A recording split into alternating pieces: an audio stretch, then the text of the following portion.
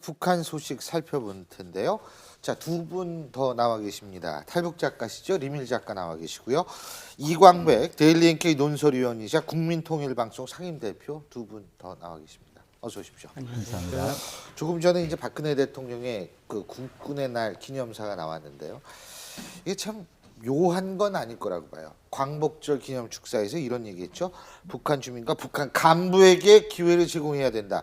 그러니까 태영공사 망명 얘기가 이제 나왔고요.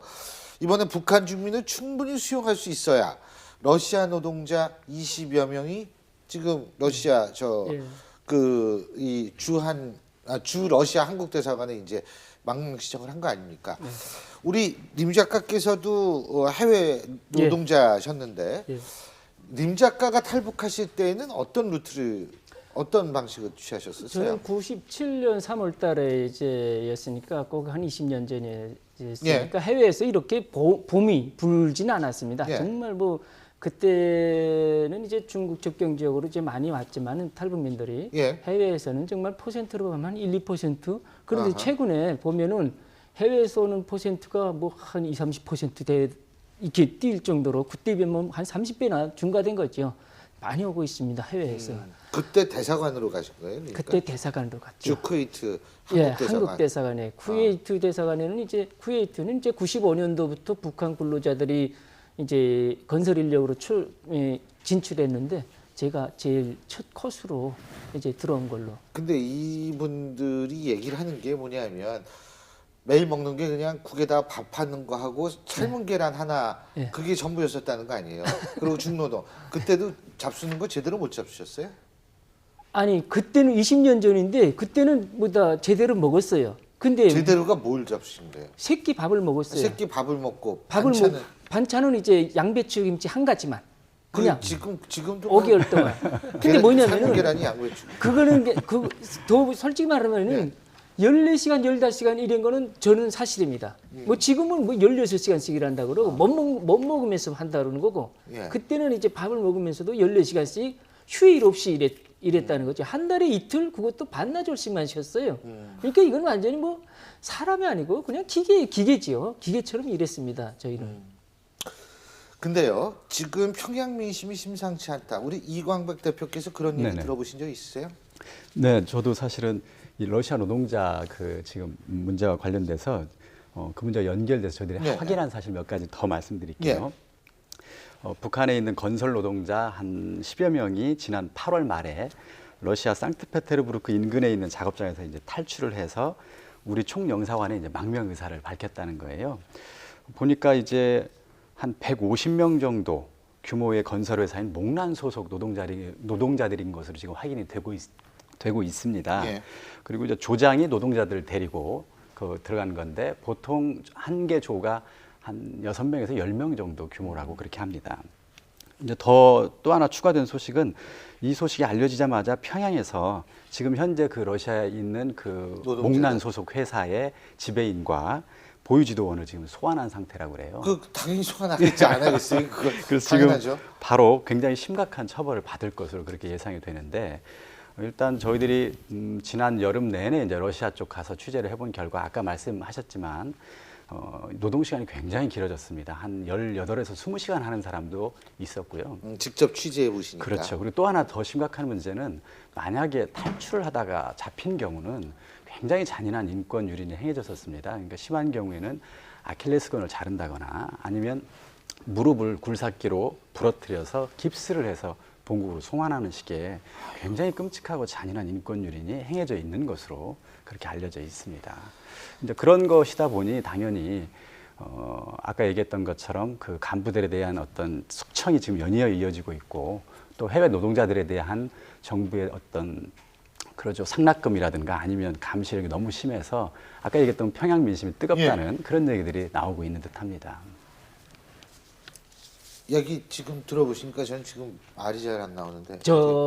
평양 민심이 뜨겁다고 그랬는데 그거는 사실은 지금 정확히 뭐 시청자들에게 정확히 좀 해설해 드린다면은 민심이라면 사람 마음인데 거기는 이제 뭐 충성심도 민심이 될 겁니다. 그 김정은에게 충성하는 사람들도 있지 않겠습니까? 또 이제 불만을 가진 사람들 정말 그 대다수의 주민들은 진짜 뭐 하루 2끼 정도 밥을 먹고 사니까 불만이 엄청 많거든요. 예. 그러니까 이 불만과 충성심도 다 이제 민심인데 그때나 저때나 그 민심이 불안한 거는 제가 있을 때도 있었습니다. 20년 전에도 뭐 쏙 전에도 있었겠죠. 왜냐면은 그 사회의 반동성을 깨달은 사람들은 거기에 대한 불신을 많이 가지고 있는 거예요. 그 사회에. 그걸 표출을 못 한다는 것뿐입니다. 그리고 보위부 이제 국장급의 이제 간부가 탈북했다. 예, 탈북했다는 거는 이거는 뭐냐면은 이 사람이 정확히 이제 뭐 이제 시간이 지나면 이제 다 나오겠죠. 자료가 사실 근거가 나오겠죠.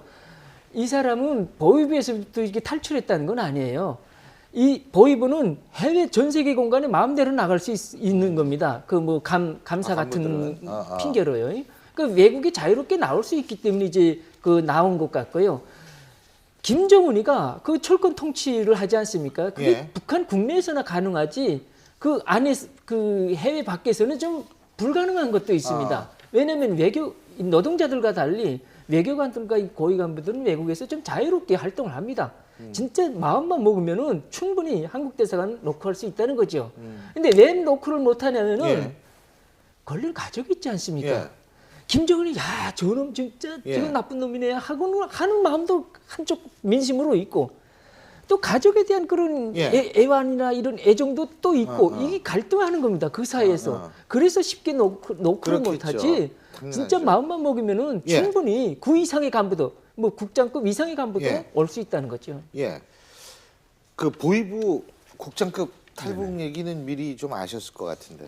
글쎄요, 이제 저희들도 지금 현재 추가로 확인을 하고 있는 상황인데요. 예. 일단은 그 지난해라고 지금 얘기가 되고 있어요. 근데 예. 지난해는 저희도 사실 몰랐습니다. 그러나 최근 소식을 들어보면 아직은 확인 중이지만 확실하진 저희도 않습니다. 다만 그럴 개연성이 높아 보이는 건 사실입니다. 그리고 아까 말씀하셨다시피 탈북자들이 국내에 들어온 수를 보면 2009년에 거의 한 해에 2,900명이 넘는 거의 3,000명에 육박하는 탈북자들이 왔었는데 이게 김정은 시대에 사실 크게 줄었었습니다.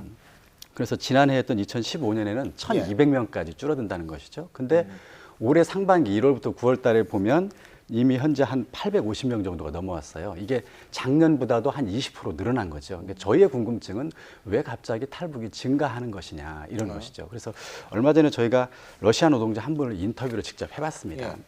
왜 탈북했느냐고 동기를 물어봤더니 몇 년을 열심히 일했는데 보통 열심히 일해봐야 한 달에 한 $1,000 내외를 번답니다. 1,000에서 한 1,200~300달러. 근데 당국에 상납해야 되는 비용이 $1,000 정도가 돼요.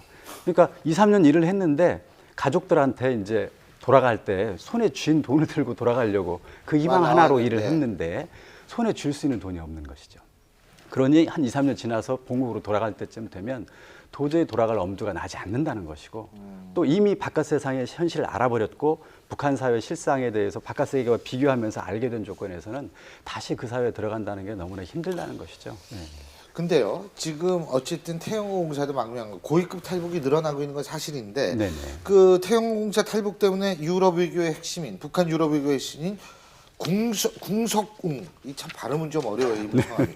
궁석웅 부상이 숙청을 당해서 지금 지방에 농장에 내려갔다는 얘기 어떻게 보십니까?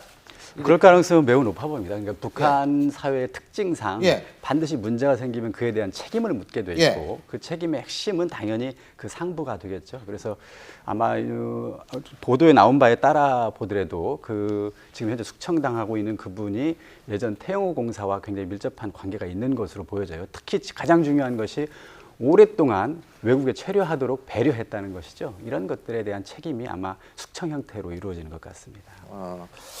그게 참 저도 그냥 그런 숙청은 그 문책은 당연히 있습니다. 제가 이제 97년 3월달에 제가 탈출해서 쿠웨이트 사선 이제 쿠웨이트에서는 제일 처음부터 탈출했으니까 저 책임으로 저 문제로 책임을 지고 그 당 비서하고 대표부 지배인과 대표가 그 무역 대표부였어요. 그때는 소환돼서 이제 뭐 철칙된 걸로 이제 들었고요. 후에 이제 후배에게 들은 소리에 하면은 이거를 가만 놔둘 수가 없는 거예요. 그렇지 그러면은 계속 그런 게 발생하기 때문에 당연히 당연하죠. 문책이 있는 겁니다. 알겠습니다. 그리고요, 이건 조금 좀 다른 얘기인데요. 북한 주민들이 요새 우리나라 영화에 푹 빠졌다. 인천 상륙작을 전부 봤다. 들으셨어요? 근데 이게 드론으로 보낸다며요. 지금 현재는 드론으로 보내는 양이 많지는 않습니다. 근데 주로는 보내긴 보내요. 드론으로. 예, 드론으로 일부 단체에서 시도하고 있는 것으로 그렇게 알려져 있는데요. 드론이 운반할 수 있는 무게 자체가 1kg에서 2kg밖에 안 되기 때문에 대량으로 물건을 보낼 수는 없고요. 현재 아마 양이 가장 많은 것은 인편으로 들어가는 USB와 CD 또는 DVD 이런 게 아마 가장 많은 걸로 알려져 있습니다. 근데 참고로 작년에 2015년에 탈북인 100명을 미국의 모 조사기관에서 조사한 바에 따르면 북한에 있었을 때 한국의 영화나 드라마를 본 적이 있느냐 이렇게 물어봤을 때 거의 70에서 80%의 탈북인들이 영화나 드라마를 본 적이 있다고 응답을 했습니다. 그만큼 광범위한 문화생활처럼 퍼져 있는 그런 한류 현상이 확산되는 건 북한도 예외가 아닌 듯합니다. 이게 문화 교류가 사실은 독일도 마찬가지예요. 동독과 그 텔레비전. 서독이 텔레비전 문화를 공유하면서 사실은 문이 열렸거든요. 그러니까 통일에도 만약에 문화적 교류가 많이 들어가고 우리나라의 어떤 영상물들이 많이 들어가게 되면 훨씬 중요한 역할을 할 수 있어요. 그래서 이게 어떤 형태로는 더 많이 들어가서 북한 주민들한테 남한의 실상에 대해서 보여주고 북한의 저 체제가 얼마나 잘못된지를 인식시킨 다음에 그것이 통일에도 긍정적인 영향을 미치도록 하는 것은 긍정적인 어떤 전략인 것 같습니다. 재밌는 게 작년에 어떤 프로그램을 봤느냐도 한번 조사를 해봤었어요. 제일 많이 봤다는 프로그램이 미생이었습니다. 그리고 이제 두 번째 자본주의에 대해서 공부 많이 하셨군요. 예, 그다음에 응답하라 1994 같은 그리고 꽃보다 할배 같은 프로그램들을 봤는데 3, 4년 전에 조사했을 때에는 한국에서 인기 있었지만 이미 한참 지난 드라마들, 그러니까 뭐 대장금이라든가 뭐 가을동화 같은 것들이 북한에서 유행하는 현상을 보였는데 작년 조사에서는 한국에서 유행하는 어떤 프로그램과 북한에서 유행하는 프로그램의 시간 격차가 대단히 줄었죠. 그래서 보통 일주일이면 빠르면 북한에서도 이미 한국의 문화, 뭐 드라마라든가 영화를 보는 것으로 그렇게 조사가 되고 있습니다. 임 작가님 간단하게 시간이 다 돼서 예. 북한 탈북하신 분들한테 그런 얘기 많이 들으셨어요? 많이 듣습니다. 많이 듣는데 북한이 정말 한마디로 잘못됐다는 건 뭐냐면 김정은이는 자기 간조에서 남한 TV 아마 이 YTN까지 다 볼 겁니다. 그렇겠죠. 그러면서 주민들은 보지 말라는 거예요. 그러니까 자기는 미제 상품 다 쓰면서 주민들은 국내 공화국 것만 쓰라고 그러니까 TV도 공화국 것만 보라고 그러지. 그건 잘못된 거죠. 자기부터 그렇죠. 그래야 되는데 자기는 제 몽땅 외제 거 쓰고 외제 거 먹으면서 예. 주민들은 그냥 국내산 것만 먹고 그렇죠. 국내산 것만 입으라 하니까 맞습니다. 저거는 잘못된 지도자죠. 예. 어쨌든 이런 얘기 하는 이유, 우리가 북한을 어떻게 바라봐야 하는가, 무엇을 중심으로 바라봐야 하는가를 여기서 알 수 있을 것 같습니다. 그 핵심 단어는 인권이겠죠. 자, 오늘 네 분 말씀 여기까지 듣겠습니다. 고맙습니다. 네, 감사합니다. 그렇습니다.